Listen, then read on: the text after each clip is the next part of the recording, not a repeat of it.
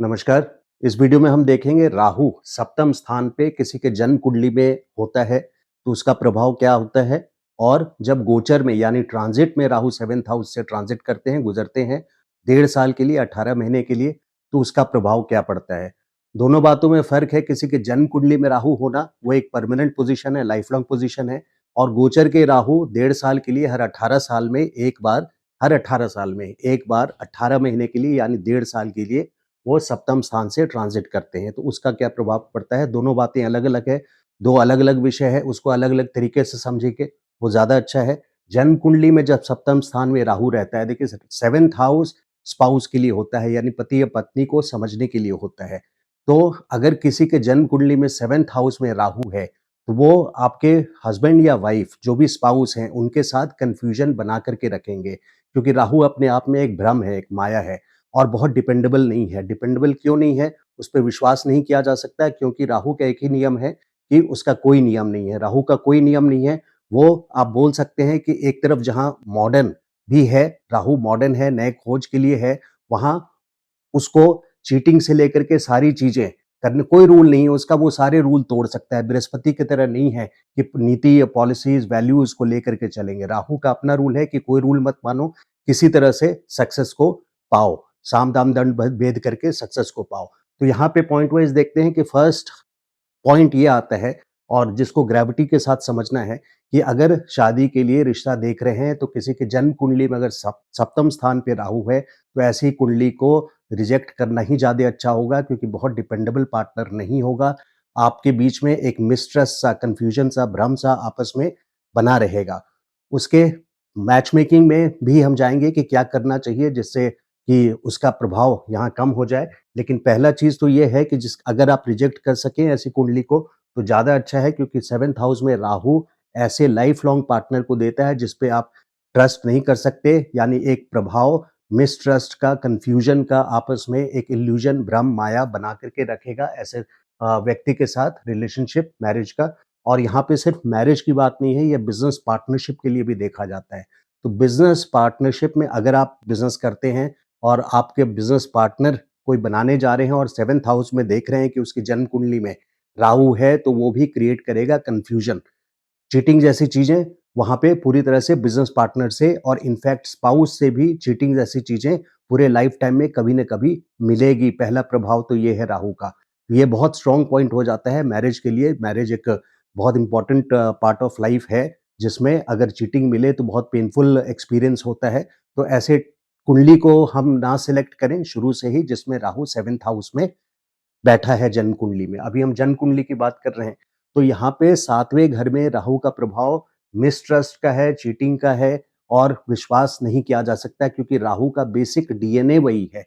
राहु का अपना अपनी बनावट वही है। तो confusion creator for marriage, wife not dependent. Not dependent से इनकम सोर्स की बात नहीं कर रहा हूँ मैं। मतलब आप वाइफ हो या हस्बैंड हो, जो भी स्पाउस हैं आपके, ना उस पे आप डिपेंड नहीं कर सकते, यानी बहुत ज़्यादा ट्रस्ट नहीं कर सकते। Can go to cheating also, ये बहुत बड़ा पॉइंट है। बैड फॉर, देखिए बैड फॉर बिजनेस पार्टनरशिप, क्योंकि सिर्फ मैरिज नहीं, ये बिजनेस पार्टनरशिप के लिए भी देखा जाता है सप्तम स्थान। तो उसके लिए भी, बिजनेस पार्टनरशिप के लिए जिसके जन्म कुंडली में राहु सप्तम स्थान पे है, ऐसे बिजनेस पार्टनर के साथ आप बहुत ट्रस्ट के साथ लंबा बिजनेस नहीं कर सकते। अगर आपने किया तो आपको मिसट्रस्ट और धोखा उस लाइन में मिलेगा बिजनेस पार्टनर से।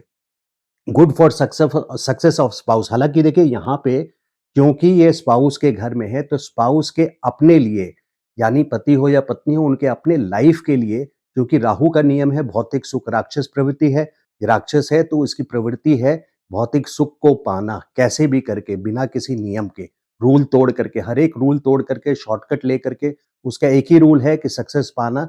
तो ऐसे लोग जिनकी जन्म कुंडली में सप्तम स्थान पे राहु है, उनके स्पाउस बहुत प्रॉस्पेरस होते हैं, समृद्ध होते हैं, यानी काफ़ी वेल टू डू होते हैं, क्योंकि राहु का नियम है कि वो सक्सेस उसको पाना ही है। उसको गुड फूड, गुड फाइनेंस, ये सारी सुविधा चाहिए यहाँ पे।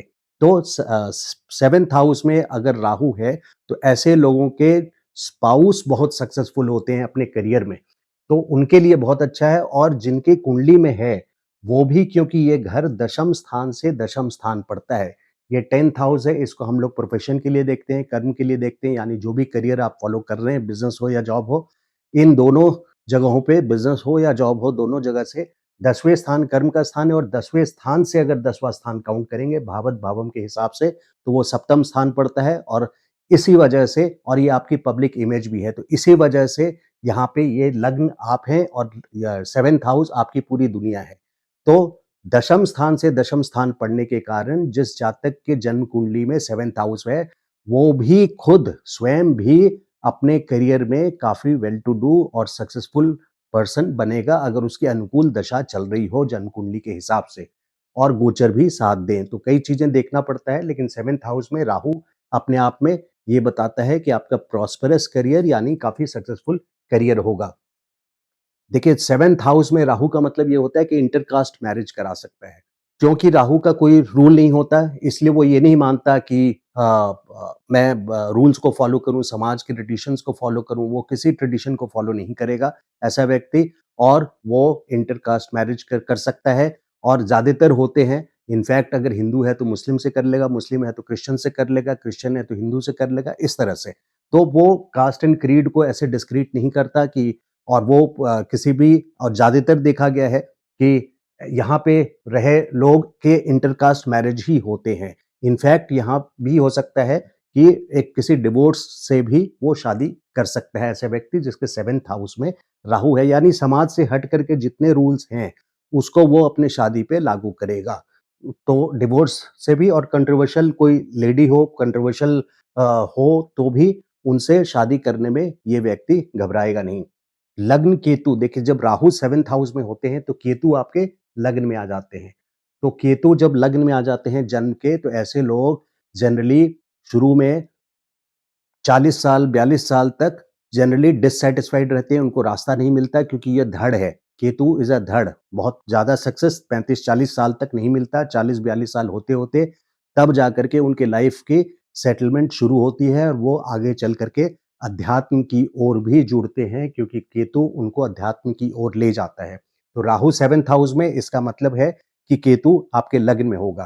तो ऐसे व्यक्ति को जिसके जन्म कुंडली में राहु है, ऐसे व्यक्ति को किससे शादी करनी चाहिए?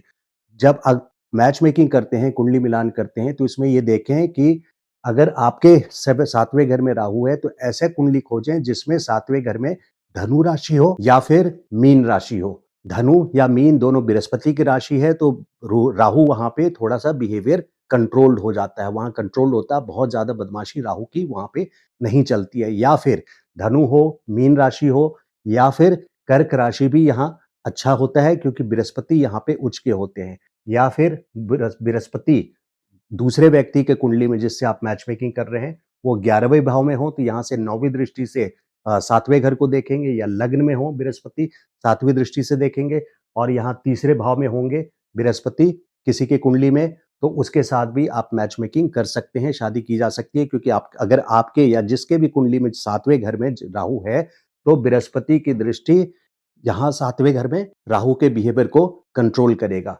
तो ये बातों का ध्यान रखना चाहिए और ट्रांजिट का राहु क्या असर देता है?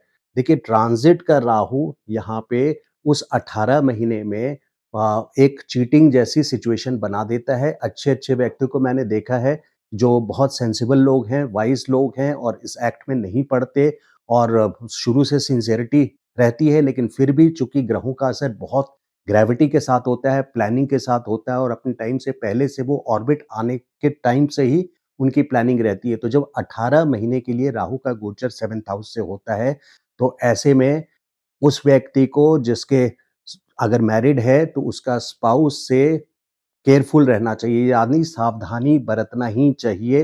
फॉर ग्रांटेड आप उस रिलेशन को नहीं ले सकते और आपको सजग रहना पड़ेगा, आपको कॉशियस रहना पड़ेगा उस 18 महीने के ड्यूरेशन में अगर आपके स्पाउस के कुंडली से राहु 7th हाउस से ट्रांजिट कर रहे हैं क्योंकि उसी वक़्त आपकी कुंडली से भी यानी आपके कुंडली से केतु लग्न से ट्रांजिट कर रहे हैं। अगर आपके कुंडली में 7th हाउस में राहु हैं ट्रांजिट कर रहे हैं, बर्थ के नहीं बात कर रहा हूँ, अब ट्रांजिट की बात कर रहा हूँ।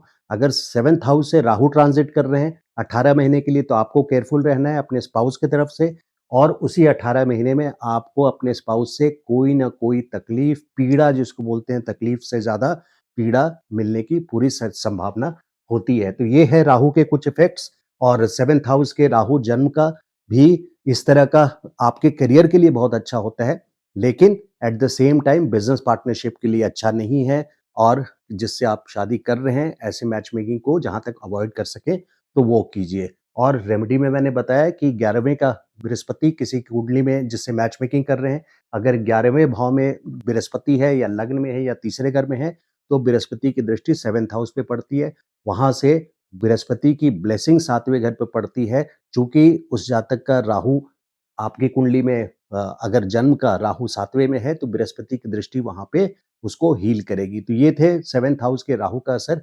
आपको वीडियो अच्छा लगा हो तो लाइक कीजिए, और चैनल को अभी तक सब्सक्राइब नहीं किया है तो please subscribe to the channel. Thank you so much. नमस्कार।